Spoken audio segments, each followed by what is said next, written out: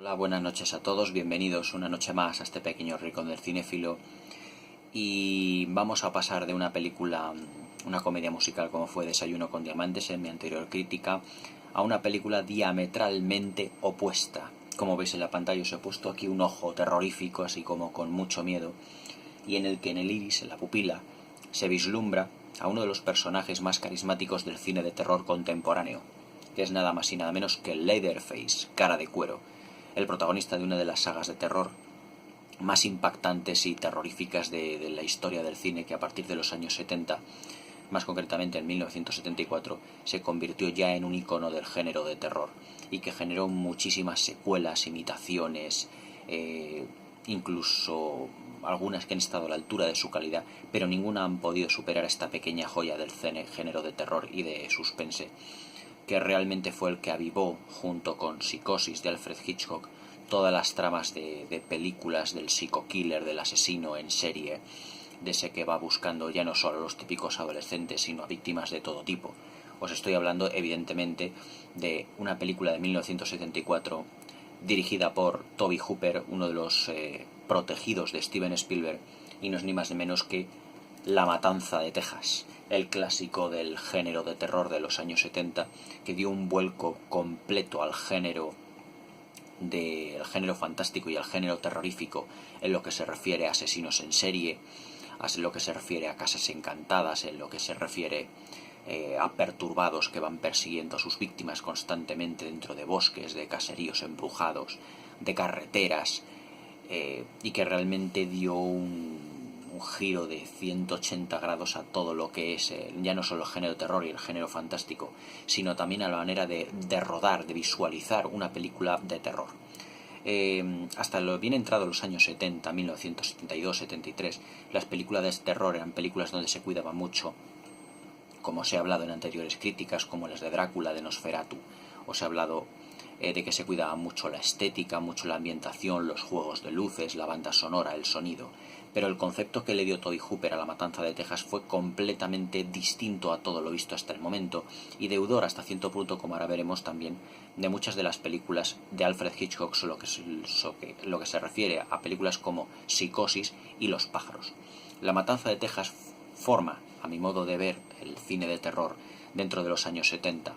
junto con La Noche de Halloween de John Carpenter, que también la comentaremos posteriormente aquí en el canal, forma un triunvirato, un díptico, si se puede decir, de películas de terror que cambian el concepto de enfocar la manera de poder asustar al espectador. Aquí, en esta película, los aspectos técnicos varían de un modo tan sumamente opuesto a lo que habíamos visto anteriormente en el género de terror,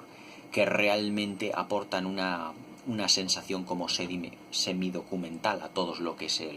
la ambientación, la fotografía, incluso la iluminación, la manera de emplear el sonido, las interpretaciones, que realmente es lo que impactó más a los espectadores de la época.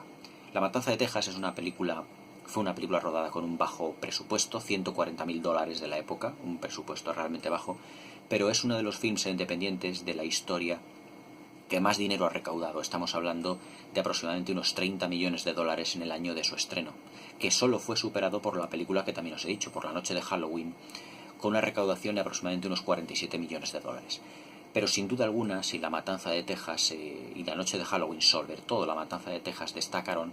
fue por la crueldad, la violencia y el sadismo de todas las imágenes que nos iban imponiendo en el film, que apenas dura unos 90 minutos, no llega a la hora y media de metraje, pero que realmente satura la película de imágenes impactantes, llenas de crudeza visual,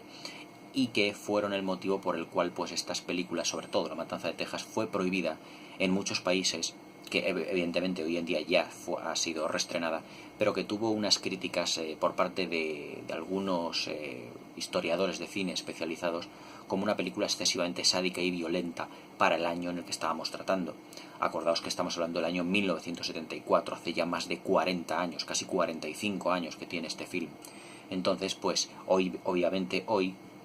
películas de cine gore, de cine de terror, de cine que emplean mucha sangre, mucha violencia, ya no nos impactan tanto, pero es que hace casi 45 años era un género o una clase de películas que evidentemente no estaba el público acostumbrado a todo ello. La verdad es que La Matanza de Texas, al igual que otro clásico del cine de terror como es La Noche de los Muertos Vivientes, lo que ocurre es que es más, os voy a decir que la tenemos en la imaginación como mucho más sanguinolenta de lo que en realidad es, porque en la película, exceptuando en algunas secuencias intermedias y al final, como ahora os comentaré, no se utilizan excesivos litros de sangre artificial, evidentemente, como en otras películas del mismo género, como pueda ser Brain Dead, que comenté en el canal, tirando más hacia la comedia de humor negro, como pudo ser en su día Reanimator, de Stuart Gordon, como puede ser Aullidos, de Joe Dante, como fue Un hombre lobo americano en Londres, de John Landis, sino que es mucho más, por los hechos que se están narrando, mucho más sanguinolenta y más violenta en la imaginación del espectador que luego cuando nosotros la vislumbramos, cuando luego la vemos, la visualizamos en el cine llano, evidentemente, porque hoy en día ya no existen los cines de reposición, sino que solo son todos cines de estreno. Sino que es mucho más violenta en realidad en la mente de nosotros mismos por los hechos acontecidos. La verdad es que la película no tiene excesivas escenas violentas, lo que fuera sangre sobre la última parte de la película, alguna intermedia, pero por todo lo que nosotros vemos en la pantalla y todo lo que hay, aunque no haya excesiva sangre en la mayoría del metraje, sí que en nuestra imaginación sí que se va creando ese caldo de cultivo en el que dices no la veas porque es excesivamente violenta o excesivamente sangrienta. El argumento de la película, la verdad es que todo lo que es el comienzo es realmente impresionante y el argumento en sí es bastante sencillo, pero que luego se va desarrollando, van ocurriendo una serie de acontecimientos y de giros en la trama que la vuelven más terrorífica. La verdad es que la película, por ejemplo, al igual que ocurre con el clásico de Alfred Hitchcock con Psicosis, la manera que tiene de empezar la película hasta la manera que termina, parece que no, por el argumento del principio, no sabemos qué va a ocurrir o no nos esperamos que ocurran los acontecimientos que ocurren en el film. Os explico. En la película, el argumento inicial es que una chica rubia, junto con su hermano que está parapléjico, pues van a ver cuál es el estado de una tumba de unos familiares debido a que han oído por la radio y por la televisión de que unas determinadas tumbas en una serie de cementerios de la zona han sido saqueadas. Y entonces ellos van en una camioneta junto con el novio de la chica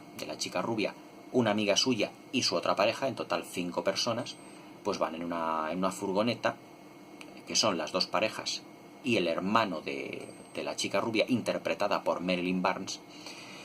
se desplazan con esta furgoneta hasta el cementerio. Entonces, de camino hasta el cementerio, pues cuando ya lo han visto y todo esto, pues paran a un autoestopista que realmente empieza a hacer unas cosas bastante, por así decirlo, asquerosas dentro de lo que es la furgoneta. Parece un perturbado mental, empieza a cortarse con una cuchilla, empieza a hacer jueguecitos con un, si mal no recuerdo, con un encendedor, y claro, evidentemente paran los chicos la furgoneta, le expulsan por completo a este personaje de la furgoneta, los dejan en medio de la carretera, pero no sin antes el chico deje un rastro de sangre en la furgoneta con la herida que él se ha hecho. Total, que llegan a una gasolinera, paran para repostar, y bueno, pues después de que ya han repostado, pues la gasolinera, después de haber repostado la gasolinera, pues siguen su viaje hacia una especie de casita que había pertenecido, si mal no recuerdo, a uno de los familiares. Hay una especie como de lago cerca,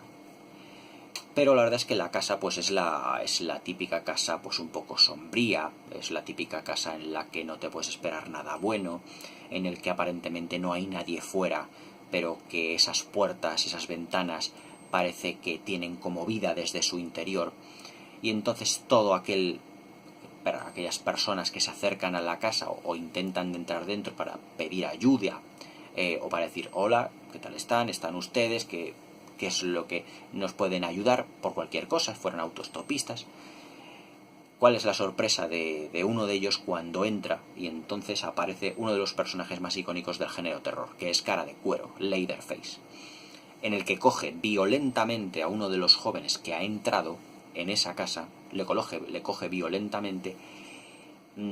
de una manera como muy explícita, muy específica. Es decir, no es como si lo cogiera de una mano, lo cogiera de un brazo, no. Es decir, Cara de Cuero coge a la víctima y se la echa al hombro como si fuera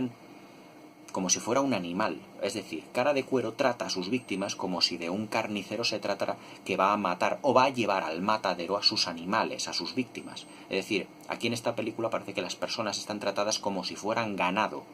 como para llevarles directamente al matadero. La apariencia de Cara de Cuero, pues evidentemente es con un gran mandil, como si fuera un carnicero todo manchado de sangre, con unas manos gigantes, pero que tiene además una especie como de máscara que se ha hecho. Luego, con el tiempo veremos a lo largo de la película que esa máscara seguramente se la ha hecho con la piel de sus víctimas. Y que coge a una de las víctimas y le cuelga directamente en uno de los garfios de estos que hemos visto en las carnicerías tanto, de los mercados, para que ese ganado, esa persona, se desangre poniéndole una especie como de cubo abajo. La verdad es que la secuencia está contada de una manera tan sumamente directa, es decir, no hay excesivos juegos de cámaras, no hay excesivos juegos de luces, la fotografía en todo momento es como muy documental, muy realista, parece que no tiene mucha iluminación, y la interpretación tanto de Cara de Cuero como de su víctima es tan veraz que parece que estás creyendo ese sufrimiento que está ocurriendo realmente. Y dices, ¿y cómo puede llegar una persona a comportarse de esa manera? Es decir, el terror de esta película, como muchas, no procede, por ejemplo, de algo sobrenatural, como puede ser un hombre lobo, un fantasma o un vampiro, sino es que el terror de esta película emana del espectador al pensar que puede existir una persona o un grupo de personas que actúe como Cara de Cuero. Es decir, que ese terror que no sabes cuándo te va a atacar, que puedes acercarte a una casa, se puede abrir una puerta y un ser completamente desconocido, evidentemente que no esté en sus cabales, pues te puede dar un martillazo en la cabeza, te puede partir por la mitad con una sierra mecánica, o te puede matar, y en ese momento ya nadie vuelve a saber de ti, ninguno de tus familiares vuelve a saber de ti porque desapareces. Es ese terror de que alguien pueda llegar a cometer esas atrocidades. Ese es el terror que emana de este tipo de películas. La verdad es que todos los momentos en el que participa Cara de Cuero en la película están filmados de un modo tan sumamente realista y documental que da hasta pavor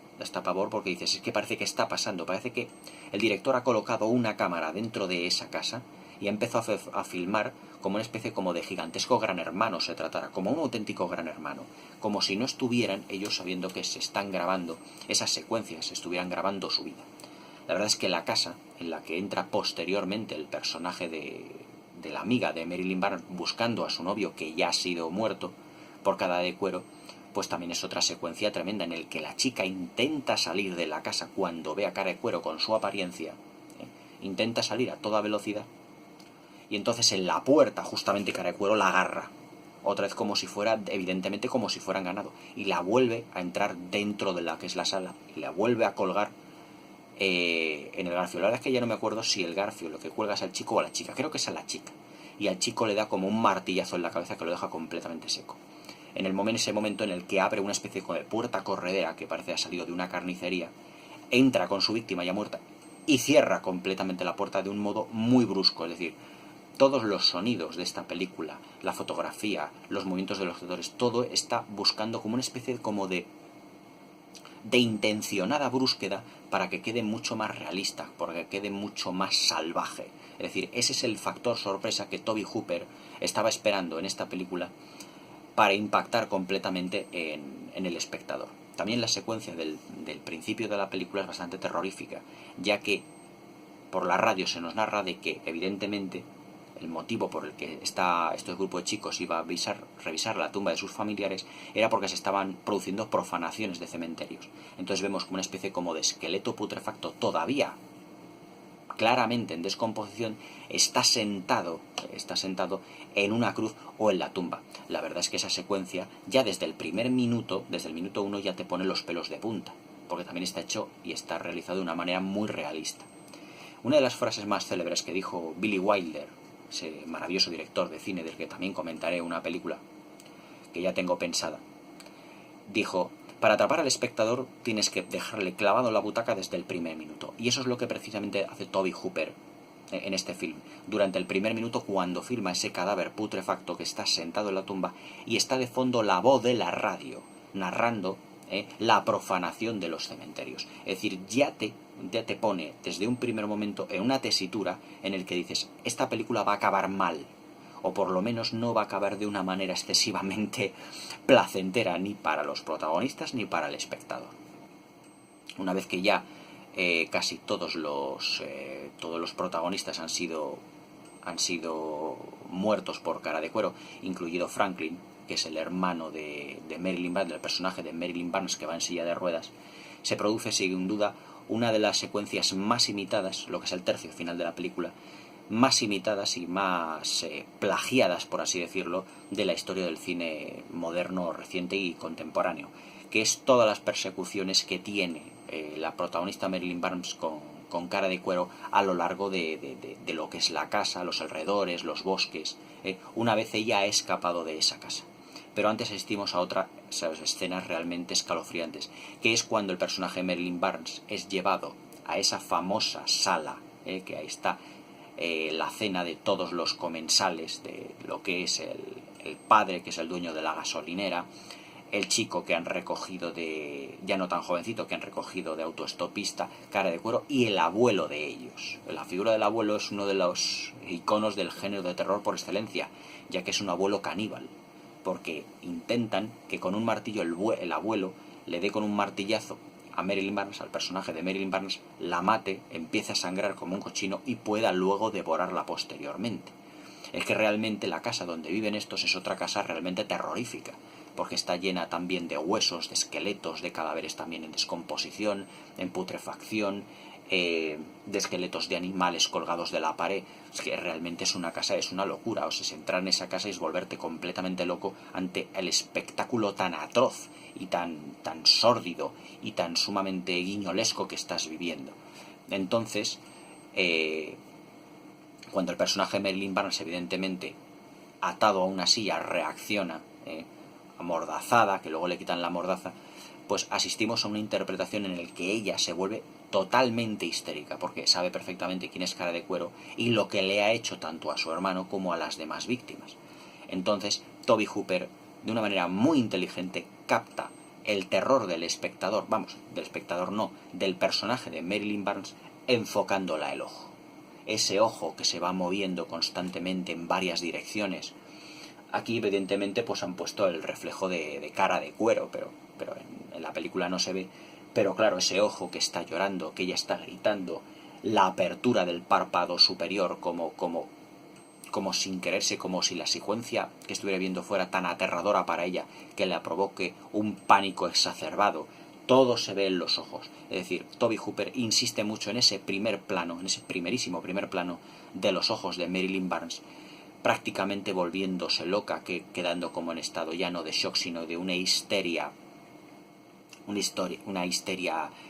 crónica que tiene durante todo el desarrollo de la secuencia, y cómo debido a ese histerismo ella revienta las ataduras que tenía la silla, sale por la ventana y, sin hacer caso de si se ha hecho daño o no, empezar a correr por el bosque completamente hasta llegar ya casi ya de madrugada, pero también cubierta completamente de sangre por las heridas que le ha hecho el abuelo con ese martillo, hasta llegar a una camioneta, intentando parar el camión, al que Cara de Cuero también asesina, y se sube ya a una camioneta, ya poniendo punto final a la película, que se cierra, eso sí, de una manera muy brusca.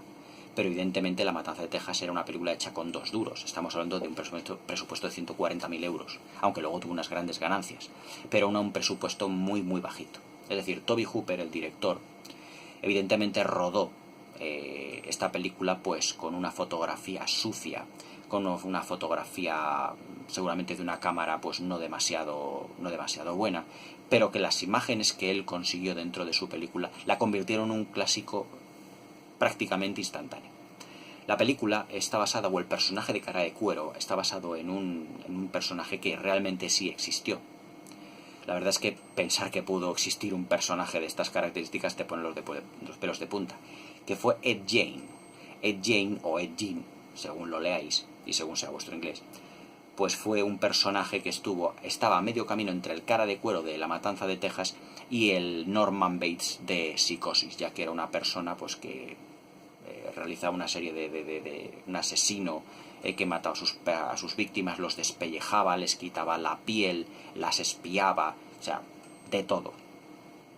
Que también evidentemente estaba perturbado emocional y psicológicamente como para llegar a hacer estas atrocidades tan sumamente grandes. Y que toda la leyenda que rodea a él es totalmente cierta. Él tenía obsesiones con su familia, con su madre, con su padre, con todo lo que había vivido, y que todo ello fue tan sumamente atroz que le llegó a cometer una serie de crímenes realmente brutales y bestiales. El personaje de Cara de Cuero y también el Norman Bates son una especie de conglomerado o pequeña modificación del original Ed Gein. Pero yo creo que esto es una pequeña anécdota dentro de lo que es toda la película, que apenas en 90 minutos nos consigue poner una especie como de tensión constante en todo momento, porque no sabemos lo que va a ocurrir. A día de hoy, con todas las imitaciones que luego salieron, sobre todo con personajes con máscara, como el Jason Voorhees de Viernes 13, el Michael Myers de la serie de Halloween, pues ya estábamos acostumbrados a los psico-killers o a los asesinos en serie, que van detrás de toda clase de personas, sobre todo adolescentes. Pero en 1974, cuando esta película fue estrenada, la verdad es que el público no tenía prácticamente idea de todo lo que eso podía llegar a desarrollar cinematográficamente hablando. Sin embargo, La Matanza de Texas fue un título que se alejó completamente, por ejemplo, del terror gótico de la Hammer Films, la productora inglesa de los que yo os he hablado. Se alejó de la visión romántica de los monstruos de la Universal, se alejó de la ambientación gótica victoriana o neoclásica de productoras como ya no solo la Hammer, también la Amicus, o también de otra serie de productos de terror también de la época hechos en Estados Unidos, como por ejemplo El Exorcista, de hecho en 1973, para entrarse de lleno en una especie como de semidocumental, donde lo que prima es el pensamiento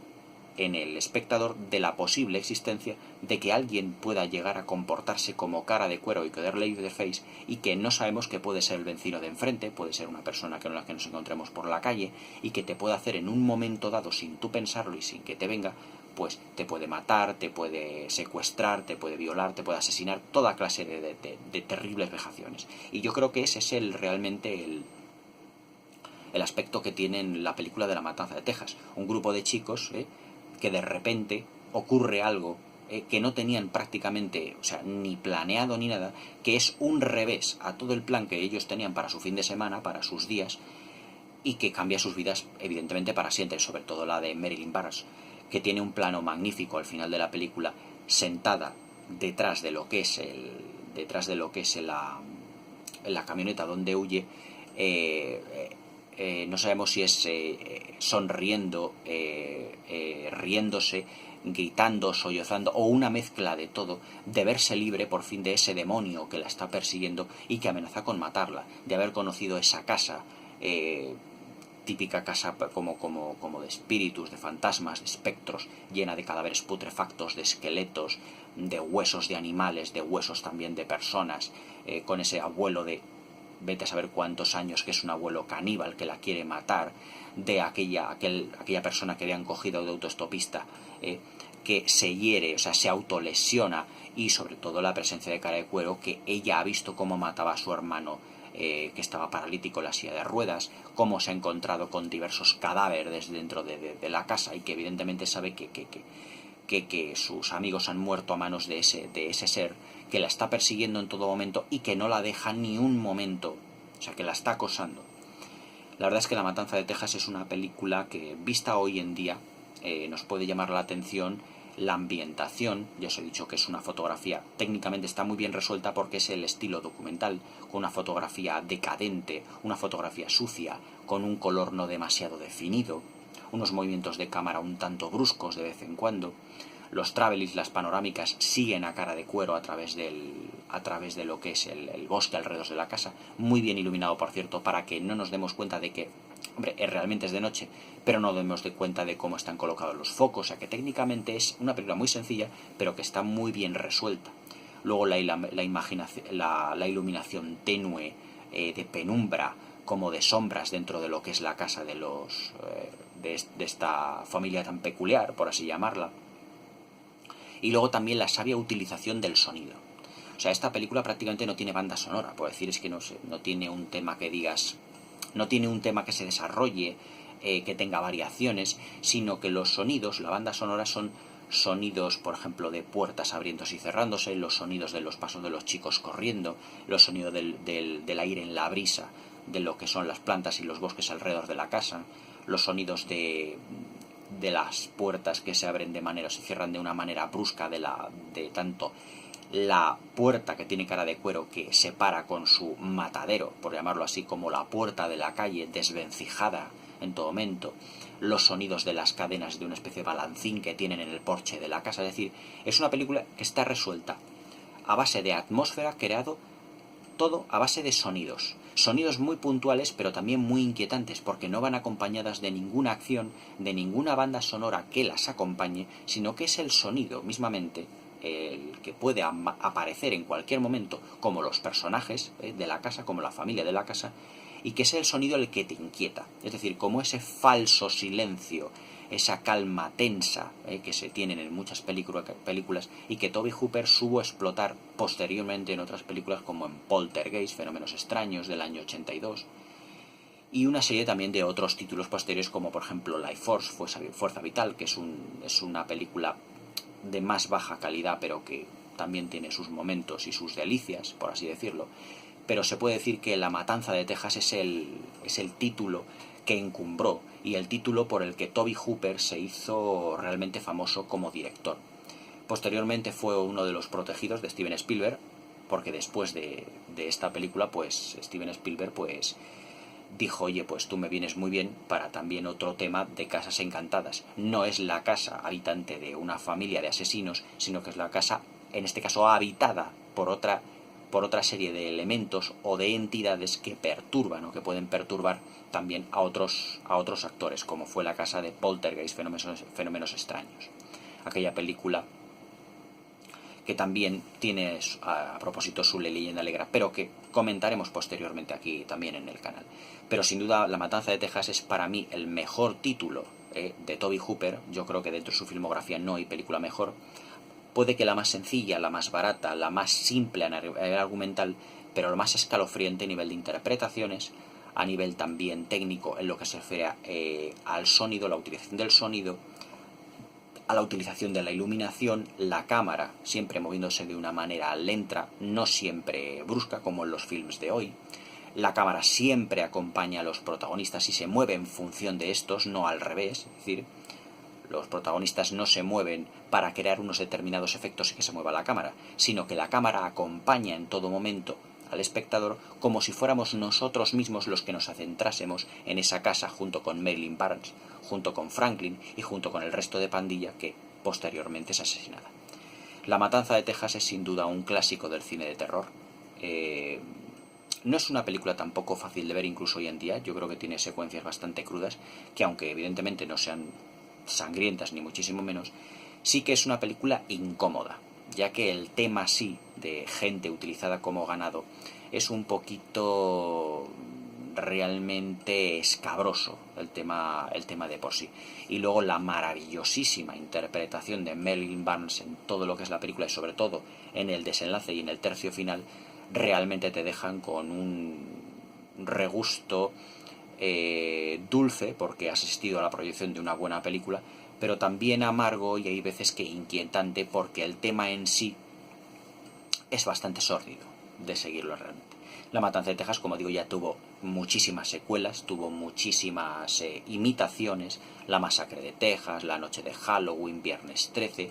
pero ninguna llegó. Puede ser que La Noche de Halloween llegara también a un momento de calidad también demasiado alto, como era casi todo el cine de John Carpenter, del que hablaremos posteriormente en otros vídeos, pero La Matanza de Texas es el clásico de los Psycho Killers, junto con Psicosis de Alfred Hitchcock. La Matanza de Texas, un clásico. Si queréis verla, si queréis asustaros una noche, no esperar a Halloween y visualizar La Matanza de Texas. Una película, un clásico hoy en día del cine de terror que yo creo que sí que merece que le echemos un vistazo.